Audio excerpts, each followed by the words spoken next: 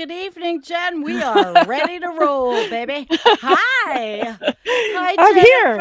Jennifer. Well, welcome to Environmental Coffee House, everyone. And I am Sandy Schoelles, and oops, wrong one. And this is Jennifer, my wonderful partner here. And I have to say, guys, I see the chat. You're all wonderful. Thank you for joining us. And I'm not going to say hi to everybody right now. I'm just going to say hi to Kim Armad. And I don't know if Kameshwari Kate is here, another mod. And I don't know uh, if Hunter's here. And oh, Amy Lynn is with us. Jen, hi, Oh, Aim. good. Yep, Hi, she says Amy. after a very simple Good to see surgery, you. she just she's ready for food runs out. She had hand surgery. Her Welcome, hand, right? Amy. It's like Yep. her hand is all messed up. Welcome, Amy. And welcome. Hi Yeah, from good to see well, you. I have to say hi. Hi, Mark from Holland. Welcome. Oh, All right. wow.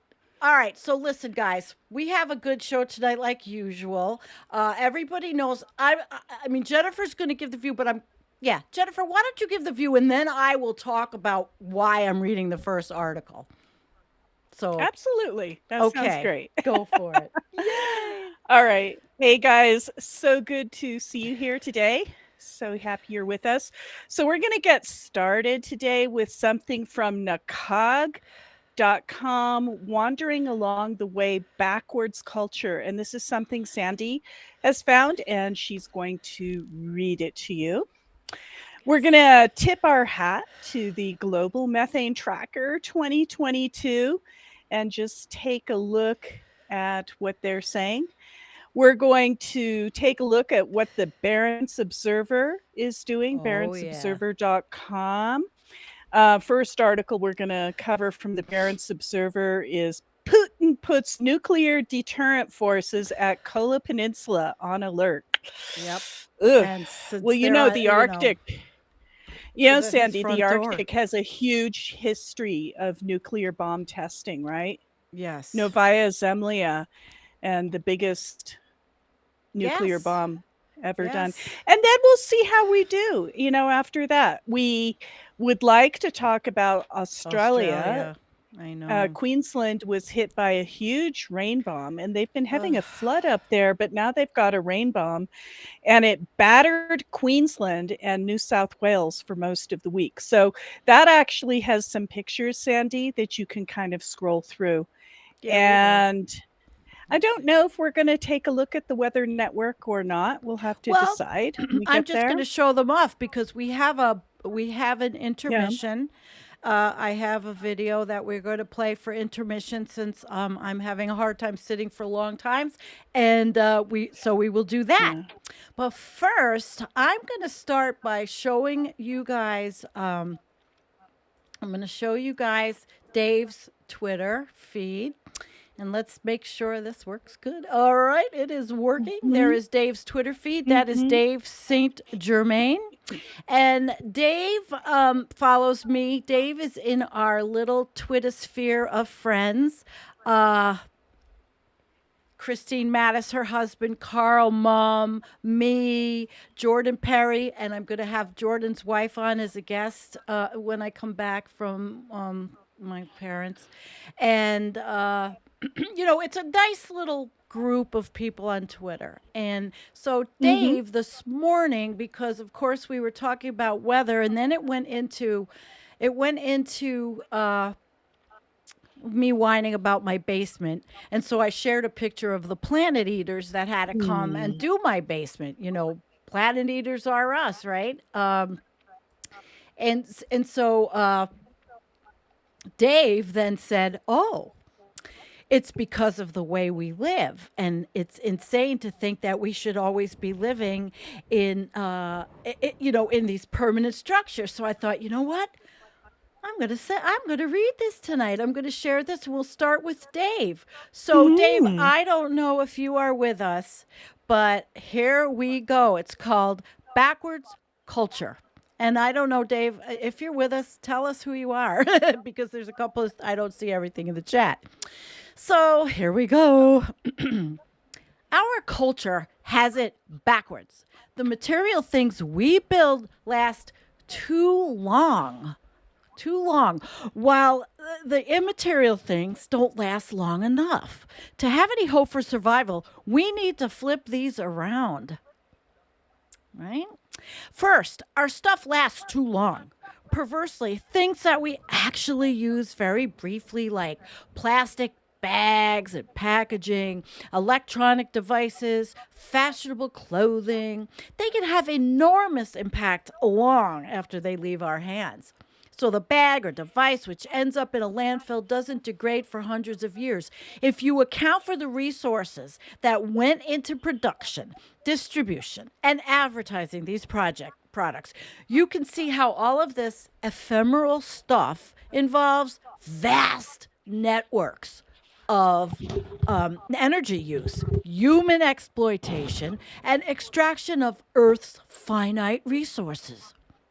A phone that you will use for 2 years before it breaks contributes atmospheric pollution that endures for 1,000 years.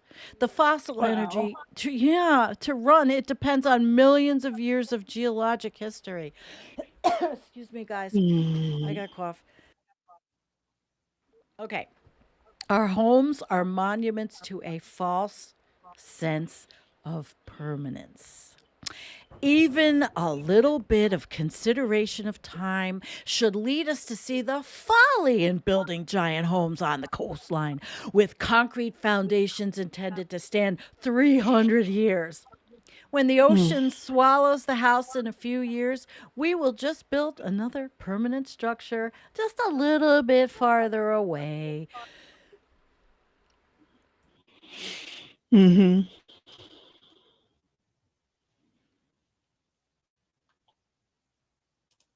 Sorry, guys. So we'll just do it a little further away.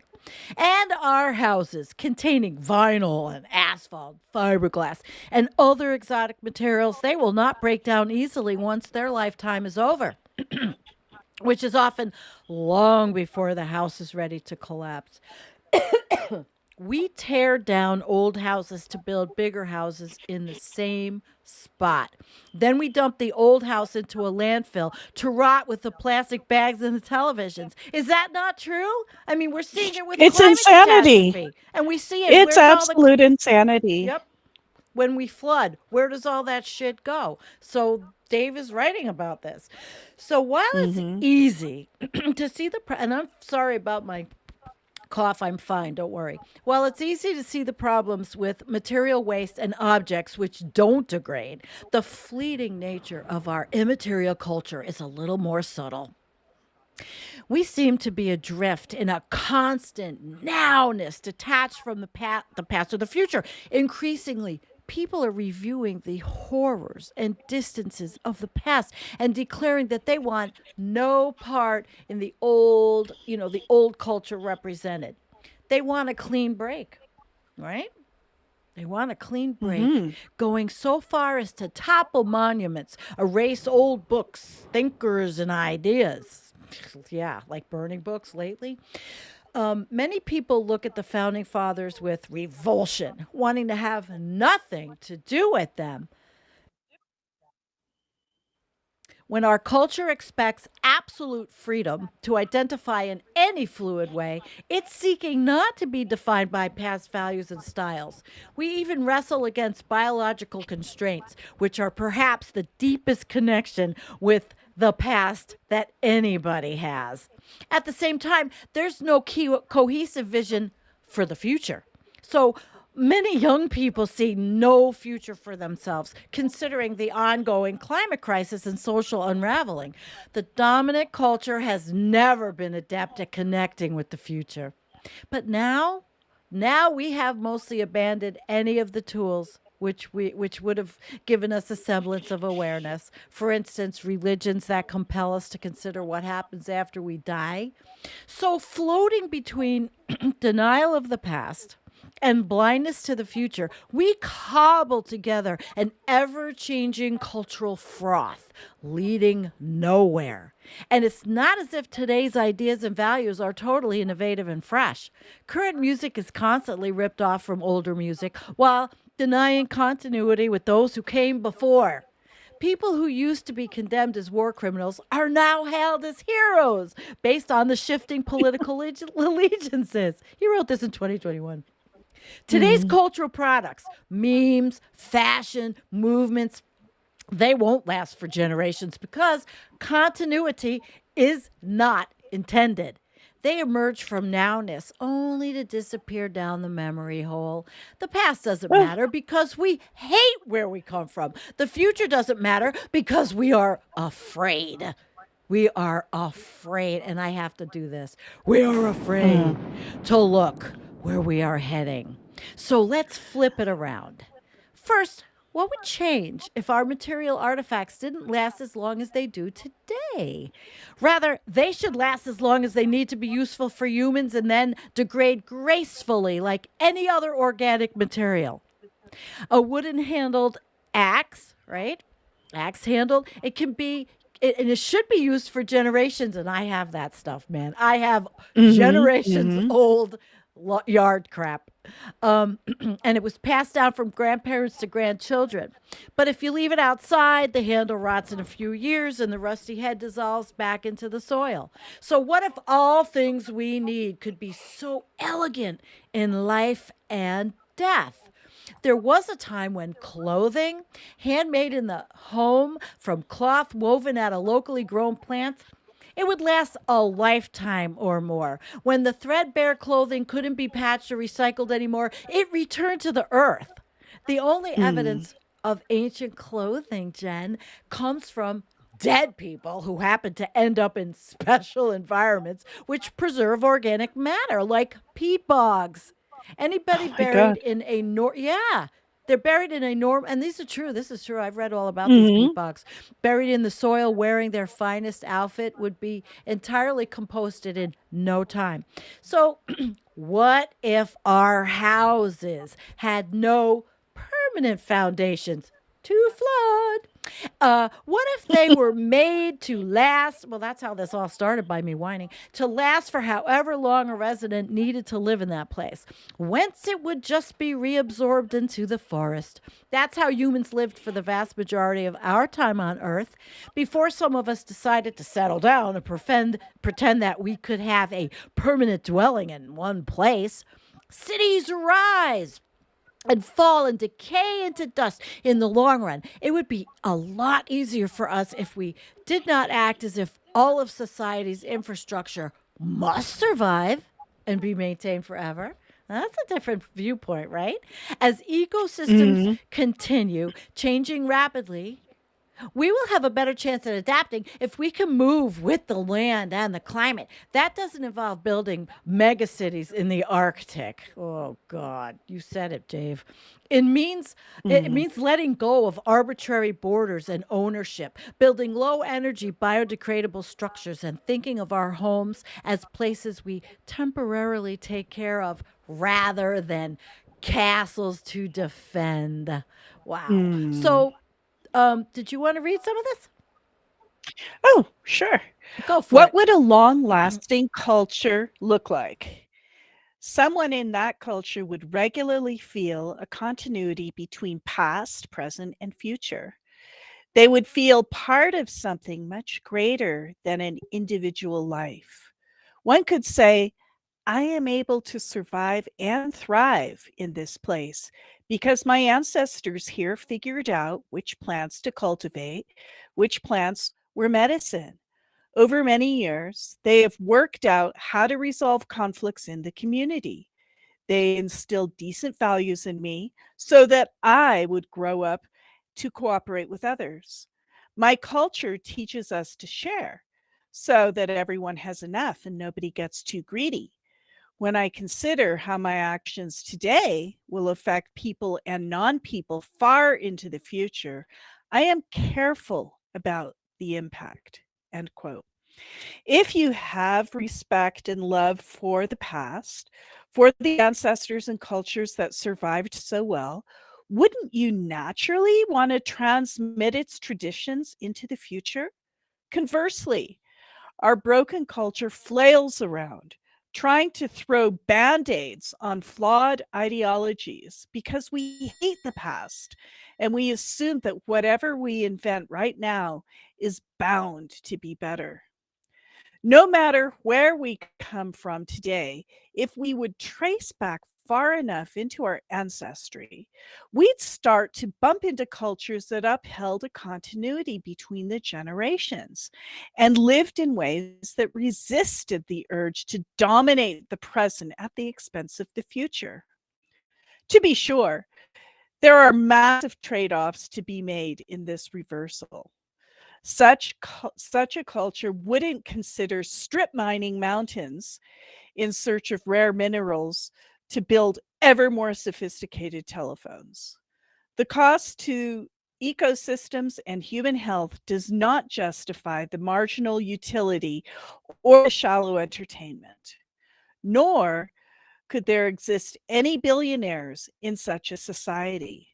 A healthy, respected culture would remember how dangerous unchecked power and greed becomes, and the society itself would prevent anybody from becoming a tyrant.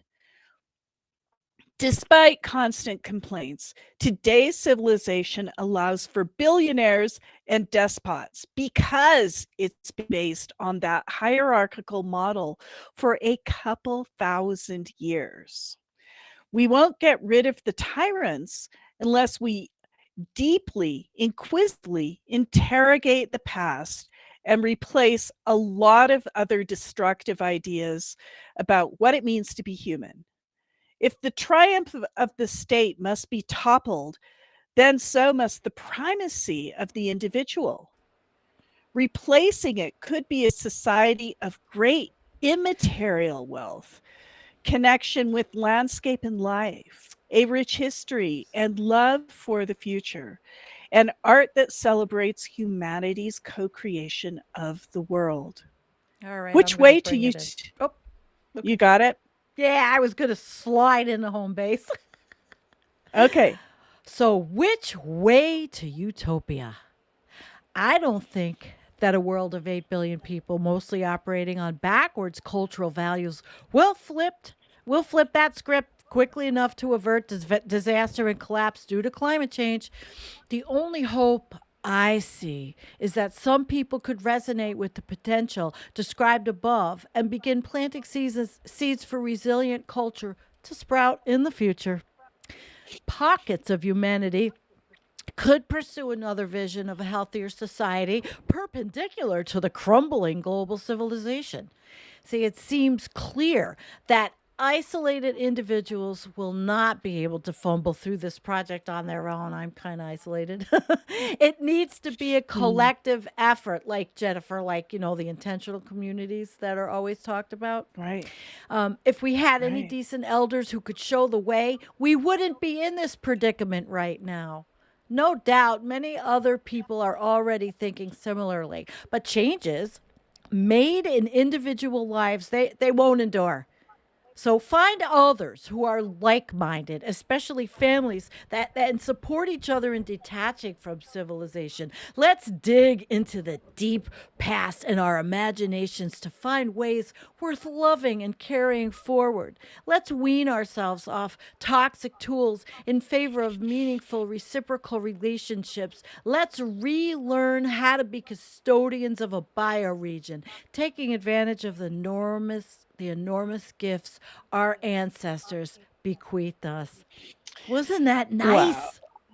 That's beautiful. I'm really That is glad that we beautiful. got into that this morning. You know, I really am Yeah. because he sent it. And then I said, holy shit, this is like perfect.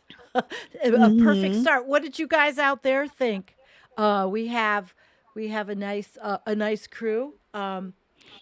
There's a lot of conversation going on. So let's see. Kind of feel like humans always had greedy folks mixed in since forever. You think? Hmm. Yeah. And Dave, he's with us. Here's the Is author, Dave. he? Yes, hi, Dave. Awesome. Okay, Dave, listen. This is for you. Thank you so much. Okay. Yep. All because my whining. my whining about my That's permanent awesome. bullshit structure basement. So thank you, Dave, for being with us. But now I think we're going to move on. And Jennifer, Yeah. we're going to start the methane. We have some graphs, and Oh, this yeah. is so. What would you like to go first? Right where you are. Right where you are. So this is, what do we call this? The decadal graph? Is that what you called it, Oh, you Sandy? want me to pull up one of the graphs? No, Okay. no, that you're looking at it. This is a decade. If you look at this, 1981 to 1990, that's basically a decade. That's the average that we're looking at right there. All right. Oh, Wait a wait a minute. minute. I'm looking Sorry. at the methane I'm looking emissions. at the wrong thing. I'm Yeah. sorry. No, tell me what to pull I'm up. looking I'm looking at Arctic sea ice is thinning. Okay. Sorry about that, No, guys. that's I was okay. We looking at the we wrong know it's screen. thinning as fast as my hair. Okay. So, did you want to look at any of our graphs first, or do you want to go into Yeah. the methane? Because we have the Well, Keeling, we have the Bering, we have the Decade, we have the Arctic sea ice. Yeah. And we yeah. have the Okay, methane. let's just read this fuel report, February 2022. It's not very long. I'll Okay. just read the very beginning of it so Okay. people get the feeling why methane is so All right. important. Good. And Methane most of us emissions, know. right? Right. Is it this one? Are you looking at Global Methane Tracker 2022? Oh, Okay, let me go back. Wait, I'm just going to pull oh, up what's really? right. Listen, guys, Where's I that was one? here we are. You just tell me what you Oh, want me. okay. There it is. Yeah, That was I'll just just go part of the ahead and I'll report. read that. Yeah. Oh, okay. I'm not going to read the whole report, just the little front page here where it is in this report. So, just a Okay. summary, right? Yep. Methane is responsible for around 30% of the rise in global temperatures since the Industrial Revolution. So it's 30% responsible, the methane gas itself. And rapid and sustained reductions in methane emissions are key to limiting near-term global warming, and we might say global extinction, and improving air quality, no doubt. The 2022 update of the IEA Global Methane Tracker provides, for the first time, a complete set of country level estimates for methane emissions from the energy sector, making the tracker an indispensable resource in the fight to bring down these emissions and implement the new global methane pledge. I guess that's pretty much what it's about, right? The energy sector, including oil, natural gas, coal, and bioenergy, accounts for around 40% of the methane emissions from human activity. Tackling methane emissions from the energy sector represents one of the best near-term opportunities for limiting growth of global warming because the pathways for reducing them are well known and often cost effective, meaning it's not too expensive to put into place, I guess. The oil and gas sector in particular has a know-how and resource to take quick action. The global methane tracker details the available abatement measures and lays out state of methane reduction policies and regulations across major emitters. Well, I'm asleep right now. That was so boring. Sorry that I subjected you guys to that. I'll go ahead and I'll follow whatever you do on your side, Okay. Sandy. Well, what this was, all this was it's Mm. the IEA. It's kind of like they are kind of mainstream, and they do report on these things. They have the wherewithal. So methane and climate change, estimating methane emissions, they're all about getting rid of this shit. But they have the methane Yeah. data tracker explorer. And they have, they have all these tools to use this website. But they are a Yeah. bit mainstream. Okay. Of course, they're into sustainable everything. But some of these Yeah. some of these websites, some of these organizations, they have the wherewithal to do a lot more than a lot of others. So you can use some of the data to Yeah. take their data, and they have estimates of here's a agricultural data and total. So there's a lot here, and it's in the show notes, guys. It's in the show notes. Yeah. Okay. Well, So that's cool.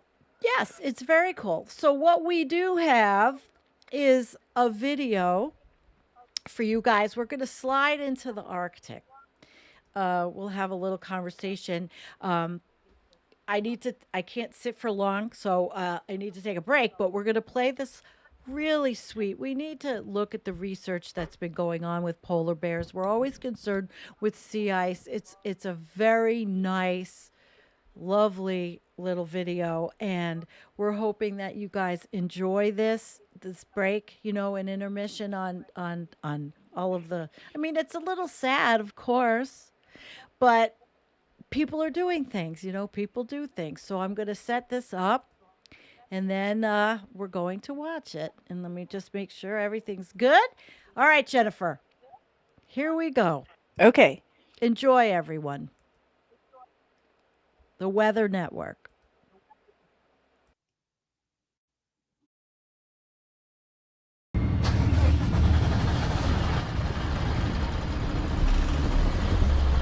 Base, Buggy 1, leaving dock.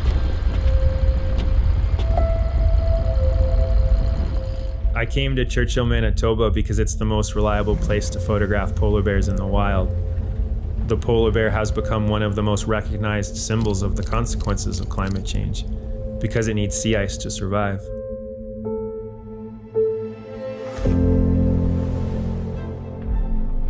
Two days ago, there was no ice visible by satellite. Jeff York, Director of Conservation for Polar Bears International, has observed changes to the sea ice year after year and knows how vital this ecosystem is to the bears. Around the Arctic, as sea ice continues to retreat, we're seeing more polar bears spend more time on shore in more places, and that just sets them up for increased interactions with people, and that often doesn't go well for the polar bears, and it sometimes ends in people being injured too. Testing has begun on an early detection system that could save the lives of both humans and bears. My name's Neil Ever Osborne, and I've spent the better part of my career documenting our changing planet.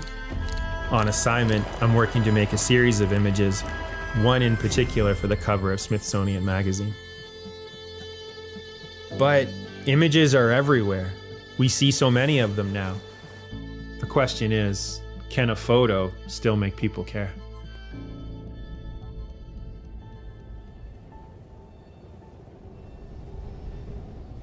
At first glance, the tundra is a desolate landscape. There's rocks, ice, snow, and the wind.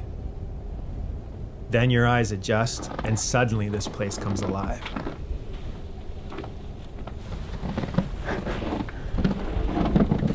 There's a mom and two cubs, and they've come ever so close to the tundra buggy. Buggy 1, this mobile research station, sets us up to get close to the polar bears. It's equipped with GPS, Wi-Fi, and polar bear cams that beam live footage to classrooms around the world. Easier to get a shot if they're not so close.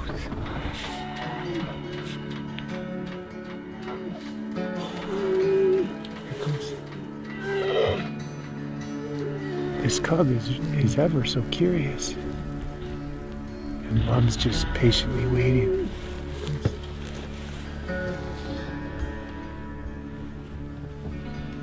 Trying to make images that show that these animals still have a fighting chance, and this is what we need to see. A mom with two cubs, they're vocalizing. So we're up here trying to make a photograph of the bears on the sea ice, and maybe that image can help translate the effect that warming has on these really special animals. As the planet continues to warm and impact the sea ice, polar bears will struggle to find food. Out on the ice is where they hunt their primary prey, ringed and bearded seals in the winter months.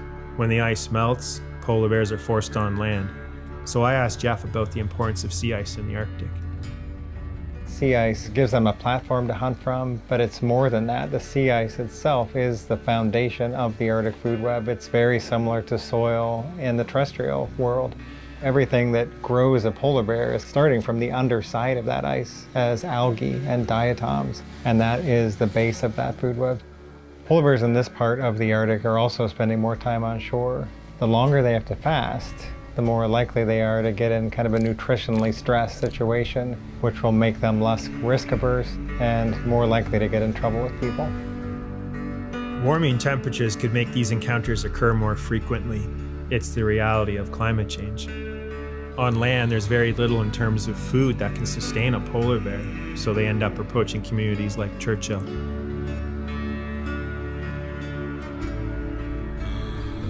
At our base camp on the tundra, PBI is testing compact radar technology in an effort to develop an early detection system that can warn a community when polar bears are nearby.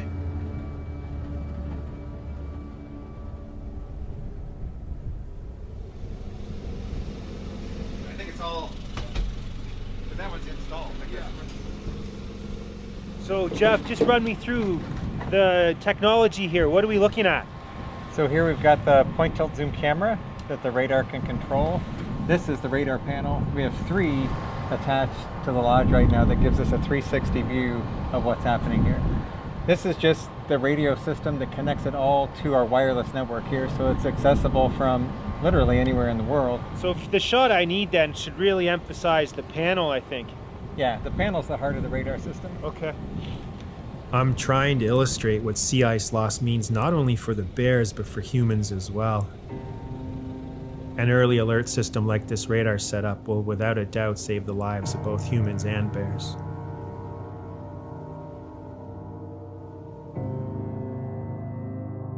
I know it's hard to think about how connected we all are. These bears are on the front lines of a warming planet. What's happening to them should be a wake-up call for the rest of us. What we've seen here in Western Hudson Bay over the last 40 years now is about a 30% drop in this subpopulation. That's tied directly to these bears spending up to a month more time on land every year. While we're starting to see ice form here, we've been at historic lows for sea ice extent Arctic-wide.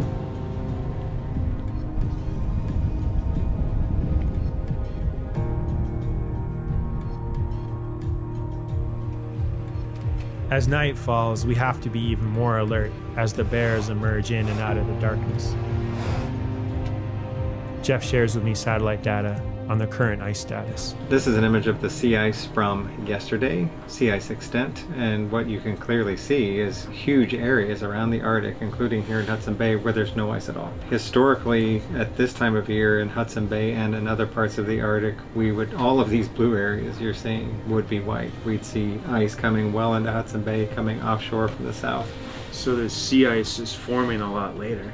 Sea ice is forming later, it's not becoming as thick, so then it's also melting earlier. This is why it's so important that we try to make a photograph with the polar bears on the sea ice to translate the science that you're talking about. So, absolutely, that's where they want to be, that's home to them. how can we make this problem of retreating sea ice relatable to people? Part of the work is about trying to communicate what most of us will never get a chance to see. So how do we make people care about something they can't see? So we've got a bear out here. Let's pop outside, confirm it, then we can come in and tag it on the AI system. So the radar picks up on anything moving, and what we're trying to do out here now is to teach it specifically what a polar bear is. So we need to visually confirm, and we can actually see it right there.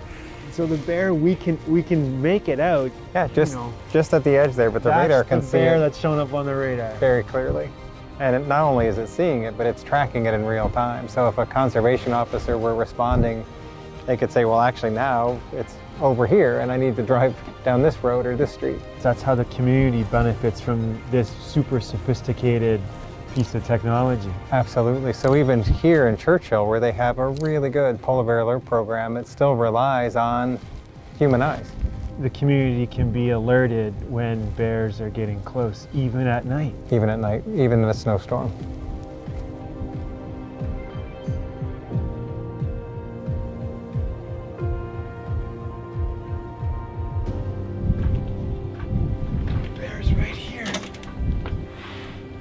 in my boots. It's underneath the grate. The bears come. The bear's right here. I'm gonna have to lift up my tripod. This is where the polar bears hunt. The sea ice itself is something to witness. Its shapes, its colors, its textures. And if you consider the angle of the light, the color of the light, the volume of the light, this place is just magical. But it's disappearing. From above, you can really appreciate its role in all of this.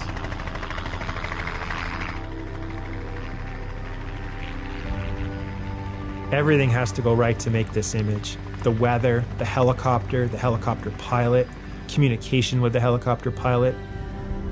The aerial image has become part of almost every assignment I do now. It is what transports people into these places. Now we just need the bears to cooperate with us. Okay, I got her.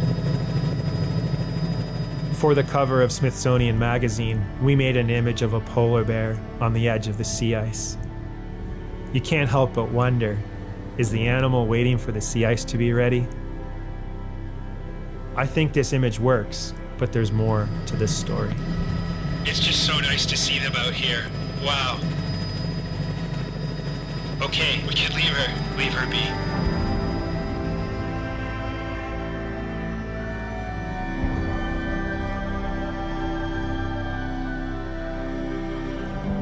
What's your tip for making this challenging conversation with climate change easier?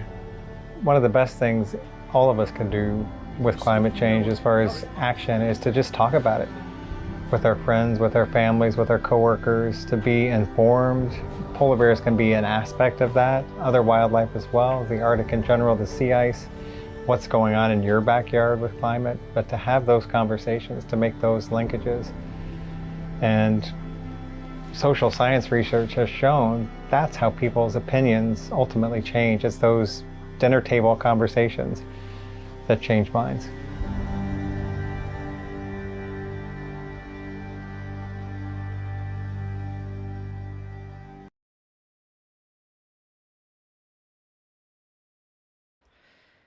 That was quite lovely and moving.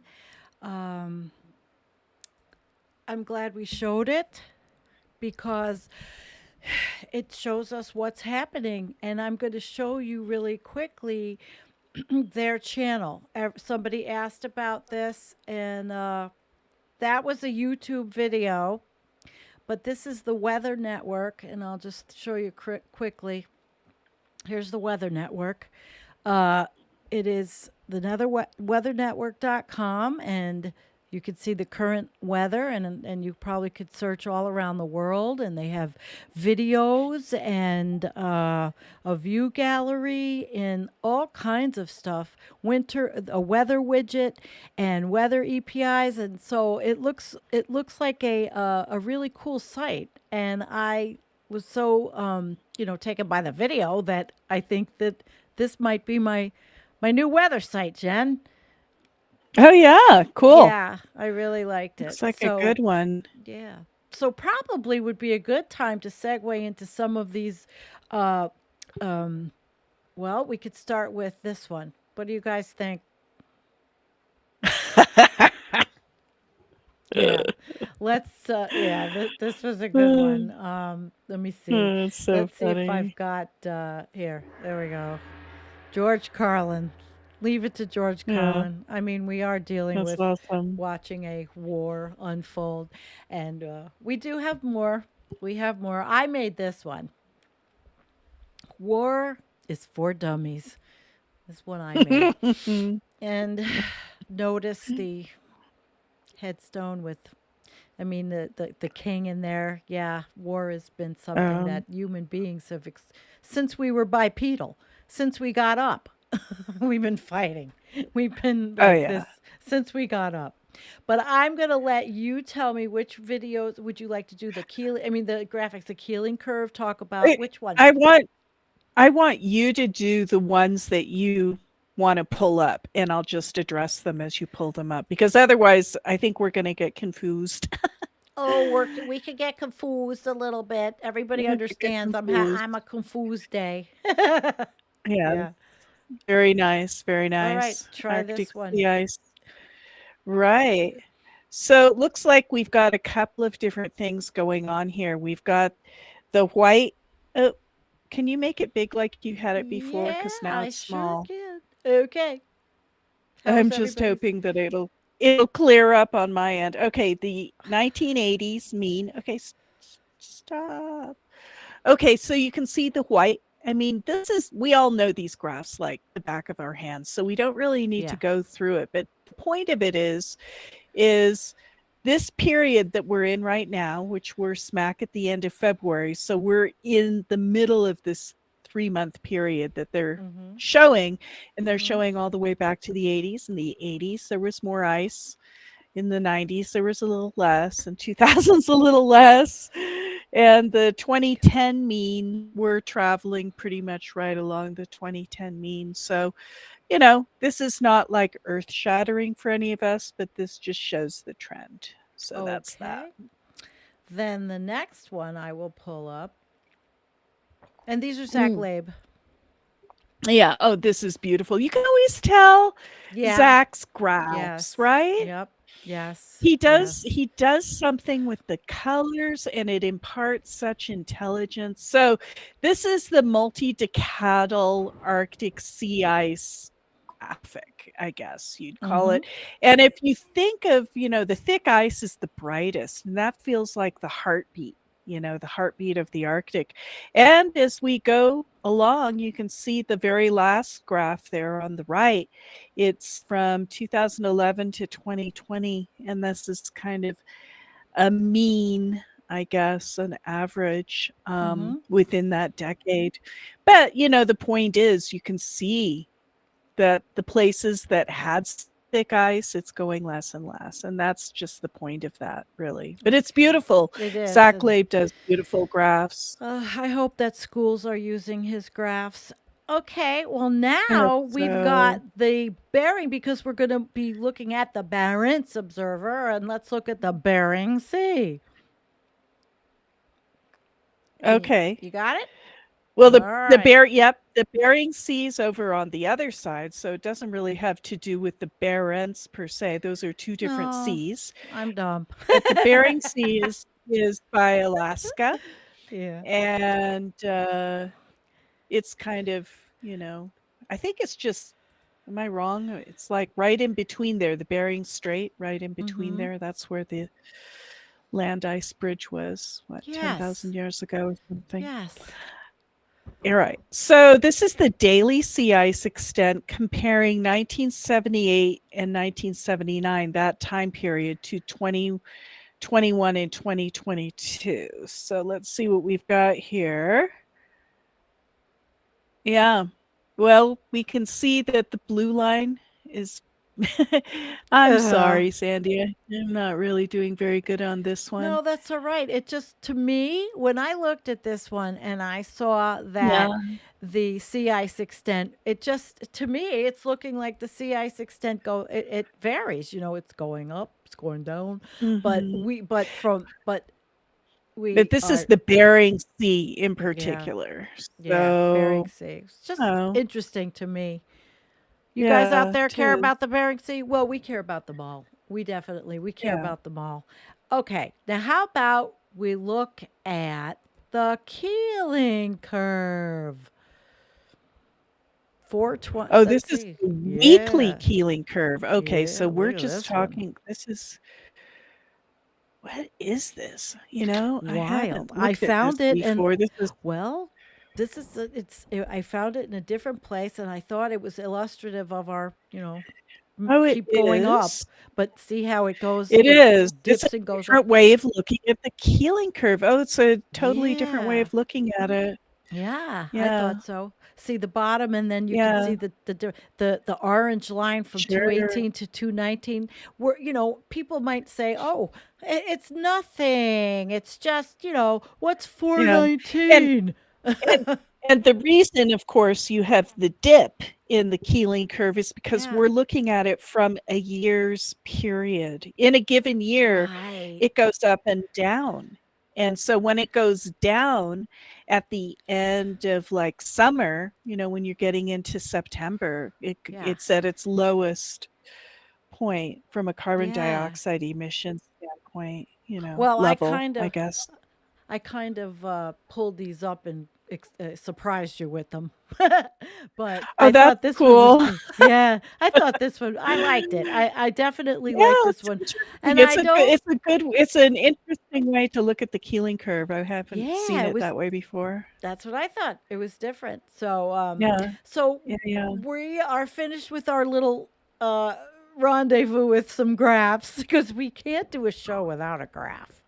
I mean, it's just like there's just no way we can do a show without a graph, even if it's something I No. sprung on her at the last minute. Okay. What is it? What is this? Somebody in the audience asked who is from. Hello, I just checked in. I'm in Victoria, Australia. But if you have not noticed the extreme flooding Oh, rain bomb, we're going to do that. That's how we're shutting. yes, We're going to end the yes, show with Australia. So stick around yes, because we have yeah. to make our swing up to Norway first. We have to look at the Barents Observer and see what's going on with our friend Thomas.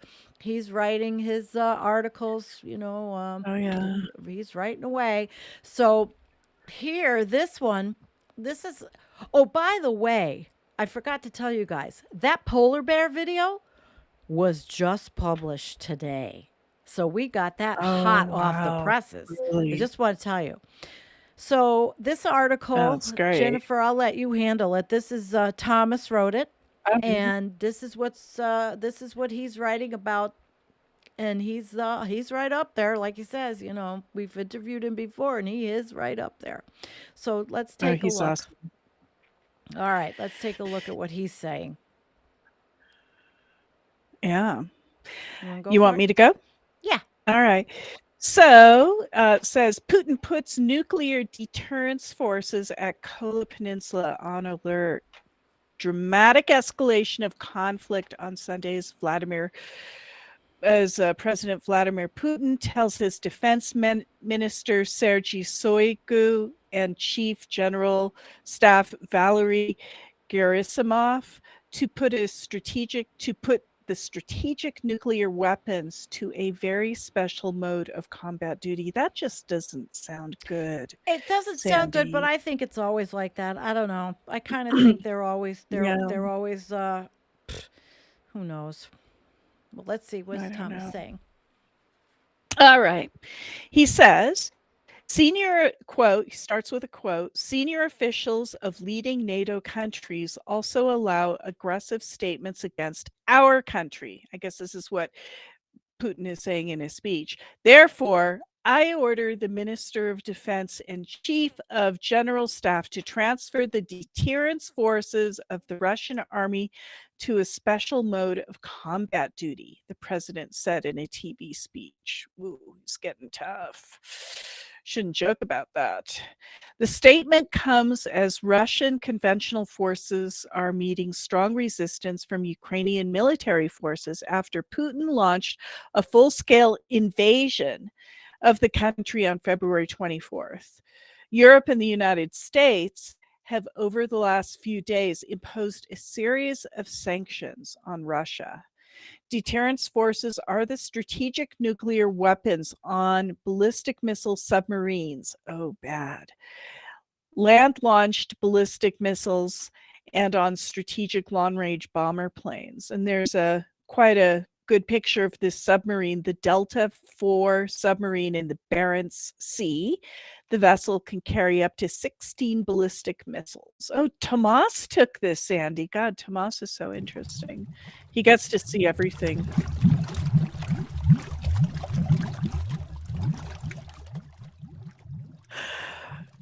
All right. The Kola Peninsula near Russia's border to Norway, oh, so it's right near where Tomas lives, Sandy, is home to both ballistic missile submarines and facilities for storing nuclear warheads.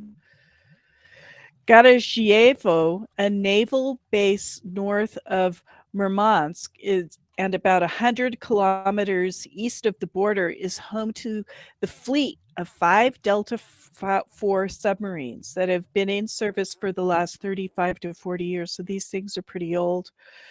Each submarine in the class can carry 16 ballistic missiles. Last week, the Delta IV class Karelia launched a Sineva missile as part of a larger nuclear weapons exercise. Oh, God. Two of Exercise. an exercise. Two of the newer Bore class submarines, the Yuri Doloruki and Kayaz Vladimir, are also based in Gadsievo. This is the fourth generation nuclear powered strategic subs, each holding 16 modern Bulava missiles. When on duty, these submarines sail patrols in the East Barents Sea and under the Arctic ice cap. It is not detailed how Putin's order to put strategic missile forces on alert will impact submarine forces. Sending more subs on patrol or having the crew on subs at port ready to sail on short notice could happen. As reported in several articles by the Barents Observer, there are a few storage facilities for naval nuclear warhead on the Kola Peninsula, including Zadvievo at Zarzursk. I'm so sorry about my Russian, it's not good. And 2 facilities near Severomorsk, the Northern Fleet's headquarters. One of Russia's larger central storages for nuclear warheads is located at Bolshoy Ramozero near Olengorsk, an hour or 2 drive south of Murmansk. And here's a little map about all their Yeah. different strategic places that they keep their missiles. Mm-hmm. Yep. When the president orders alert mode, more missiles could be armed with warheads, or warheads could be moved from storage to the facilities at the naval bases where they are mounted on the missiles. So they just like get ready. Ugh, scary though. Yeah, it is. One Mhm. crazy person. One crazy ass person. Quote, Yeah. Western countries are not only taking unfriendly actions against our country in the economic sphere, but top officials from leading NATO members made aggressive statements regarding our country. It sounds like little boys on the playground, doesn't it? I'm telling you, Putin said Jennifer. as he talked Yeah. the nuclear threat. Yeah. This is dangerous rhetoric. This is behavior which is irresponsible, end quote, NATO Secretary General Jens Stoltenberg said on CNN. If you combine this rhetoric with what they are doing on the ground in Ukraine, waging war against the independent sovereign nation, conducting full-fledged invasion of Ukraine, this adds to the seriousness of the situation, Stoltenberg said. Mhm. Wow. That's it. So I guess it's just kind of like an alert that Putin's going all out. And this Yeah. looks like it's pretty much bordering near the Arctic. They said it's in the Yeah. Barents. Yeah. And he's got quite a bit on his on the page. Let's see, they're talking about um, the EU willing to co-fund lifting of a sunken nuclear sub from the Arctic seabed. That's a good story, Oh, if they're going to wow. pay for it to get that off there. And the show notes, if you want to guys want to go and read. Um, Cruise lines remove White Sea, Uh, Murmansk itineraries after Putin's invasion, Finland to close airspace for Russian airlines, Sweden, Finland closed the skies for sanctioned Duma chairman who then chose North Norway route. So, guys, if you want to learn all about that area, even an article on what does the Arctic fox eat, yeah. we love this. We love the Yes, Barents of course, Observer, we and love we love Thomas Nelson. Tomas Nilsson as well. Yes, we He's do. awesome. He's We just do. amazing. We're going to have him back again. So, Yeah. we're going to then move to Australia, and I'm just going to take a quick Yeah. look at what everybody's talking about in the chat. Are we ready to go to Australia? Yeah. Yeah. Yeah. And Jennifer, I'm going to let you take this one, and All right. I'm going to do the graphics, pictures, because there Right. might be other Yeah, the things. pictures are very beautiful. I mean, well, Well, they're beautiful beautiful pictures tragedy of a of tragic, tragedy. yes. Right. So there All was a right. big rain bomb in Queensland, Australia, and it was significant enough that we're talking about it here. A Mm-hmm. severe storm pummeled Australia's eastern city of Brisbane on Sunday, leading to evacuations, power cuts, and school closures as the death toll from accompanying flash floods climbed to 7. More than 1,400 homes Oh. across the capital of Queensland, that's Brisbane, were Mm-hmm. at risk of flooding, while more than 28,000 homes were without power across the state, as pristine beaches on the Gold and Sunshine Coast, Yeah. which are key tourist attractions, all closed. Mm. Lord Mayor of Brisbane, Adrian Schrinner, described the weather system as a rain bomb above Rain southeast bomb. Queensland. And maybe we have somebody from Queensland in the I chat, or thought we she's at did. least from Australia, right? Yeah. Yeah. Mm-hmm. Yeah, she's Maybe she's she way can back. say something Well, if she about it. wants to put any Que- comments in, go for it, hon. I don't remember yeah. where you are. Queensland Premier Anastasia Palascruz pleaded with people living in Brisbane to stay home as the weather system moves south into major residential areas. Quote, "We never expected this rain. This rain bomb is really, it's unrelenting. It's coming down in buckets." And that's what we're seeing now, Unreal. Sandy. When I these know. rain bombs strike, it's just like Like my apocalyptic, house all last summer. All last summer. right? Mm-hmm. Yeah. More water vapor, more water, more Lovely. rain. Lovely. Yes, more heat, more Need more water pictures? vapor, more Mm. heat, because water vapor is the biggest greenhouse gas. Mm. So, the Australian Bureau of Meteorology has issued flood warnings for the vast parts of Queensland and northern New South Wales, with Mm. more than 300 millimeters falling in some areas in just the past 24 hours. That's over a foot of rain, Sandy, in Oh, the it's last 24 just hours. Mhm. horrible. Horrible. And there Yeah. were people on there's Snaglet. Snaglet's on my Twitter feed, and another, person that's and he had all this stuff up today, or she Snaglet. I Yes. never asked, are you a girl or a boy, a guy or a girl? Snaglet. I'm looking for it right now. Oh, I didn't see that you could see back to live mode, that you could see all that. All Okay. right. I didn't know that. Um, Among the people killed in the flooding were a 34-year-old man who tried to swim to safety after the waters submerged his car, Mm-hmm. and another whose vehicle was swept away in No, the I'm not neighboring supposed to do state that. of New South Wales. Police continue to search for a man in his 70s who fell into the Brisbane River on Friday. So Mm. it's dangerous stuff. About 700 people were asked to leave the city of Gympie in Queensland on Saturday after the Mary River system surged beyond the 22.06 meters to create the town's worst flood since the 1880s. Oh, Wow. jeez. Huge So, downpours have battered eastern Australia for the better part of a week. Meteorologists said the deluge and thunderstorms would continue through Monday before easing off.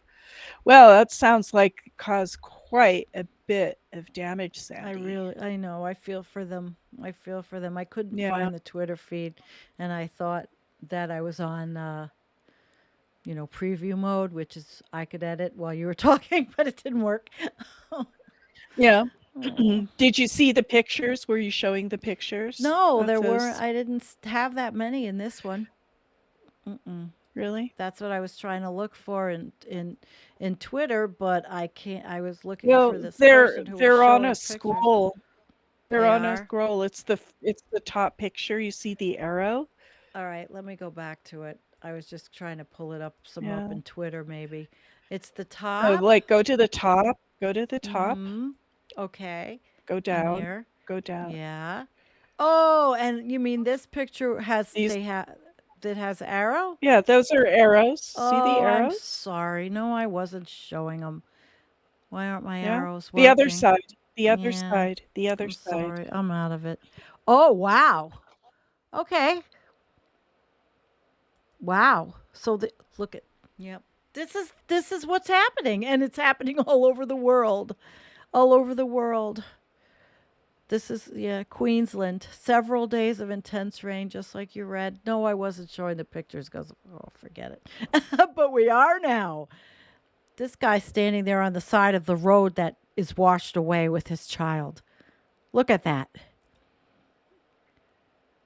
No entry. No entry. Road closed due to flooding. We're going to see a lot more signs having to be made that say that. Oh, Lord. At least this house, the one next to it, doesn't look like it's built high enough. This one, see this one? That one's built high like my house. It's the basement's flooding, but it doesn't look like the house part's flooding. Holy crap. Oh, I friggin' feel terrible for people in Queensland having to deal with this. Oh my God. Where are you, Jennifer? I should put music on, huh? Look at this is just so sad. I'm going to put a little music on while I play this. Look at this. That's a sinkhole. That's insane. Jennifer, where are you? I lost her. Hopefully she'll come right back. I didn't. Well, look at those.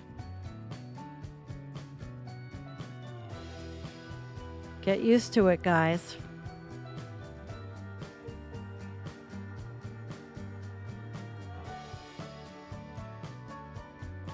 I hope she's coming back. Let me see what happened. Jen. Hello. Okay, let's hope she comes back. I didn't know I lost her.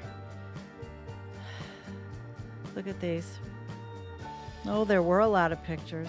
I didn't even realize that when she was reading it. My gosh. Heartfelt. Look at that. They got so much. They were inundated. So I guess that's it. That's it for that. But holy crap. Holy shit. All right, guys, listen, I don't know where Jennifer is. Oh, go ahead and finish up. She lost the connection. She has no internet connection. That stinks. All right. All right, let me see if we have some comments then, guys. She lost her internet connection, and I'm just going to tell her I'm sorry. This is what live is like. This is live, guys. I'm going to read the chat, okay? So let's start with the chat. All right. It's getting worse, but it's still some amount of plausible deniability or one-off event mentality. Yeah, people do feel like that. Yep.